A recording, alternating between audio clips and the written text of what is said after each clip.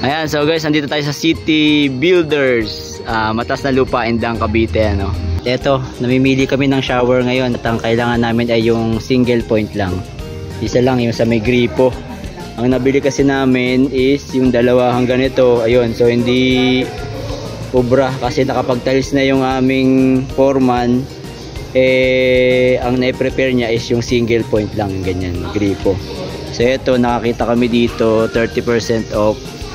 Nasa 5.2 yung ganitong klase bilog. At ito naman is yung square, nasa 5.7 naman siya. Yan. So ito yung nabili namin. Marami kaming pinuntahan, marami kaming tiningnan. Ito yung swak sa budget namin at swak din dun sa preference ng forma namin. Wala naman kaming preference na hot and cold, yun lang, shower lang talaga. So dito tayo nakabili ng ating shower set. So nakita ko kanina guys, 4,000 siya, kaya lang mag-adapter pa tayo, malaki kasi yung butas. So mangyayari, hindi siya sagad dun sa tiles ng bahay. So sabi ng foreman ko, hindi daw pwede yun dahil nga nakaangat, mangyayari nakaangat siya. So ito na talaga yung ating napili. Swak sa budget natin, hindi naman angit yung quality. Kumbaga sa quality natin okay na okay siya. Ayan. So meron pa sila mga ibang ano dito, shower set. Ayan. Hindi lang obra dun sa nangyari dun sa tiles namin kasi nga nabutasan na siya ng isa. Hindi naman kami makapagbakbak ng tiles kasi baka masira pa yung tiles.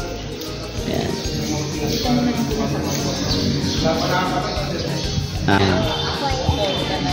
So ito na yung ating mamalakasang shower.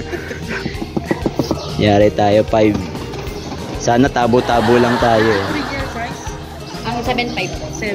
Ayan, 7.5 ang original price niya. Nakuha natin ng 5,250. 5,2 na lang, yung 50 sagot na ni ate. Ayan si ate. Salamat kay ate. So ito yon, yung bilog. Gusto ko sana yung rectangle, kaya lang medyo mahal. 500 din yung difference nila. 304 stainless. Yan yung mga set. Na-check na naman. So i-unbox na lang natin mamaya para sa detail niya. Yan. Bayaran na ni Mrs.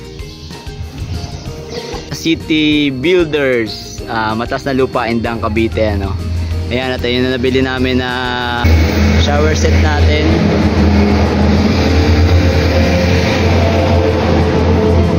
Wasser Nissan SB219. Matutuwa na si Kuya Mike dito.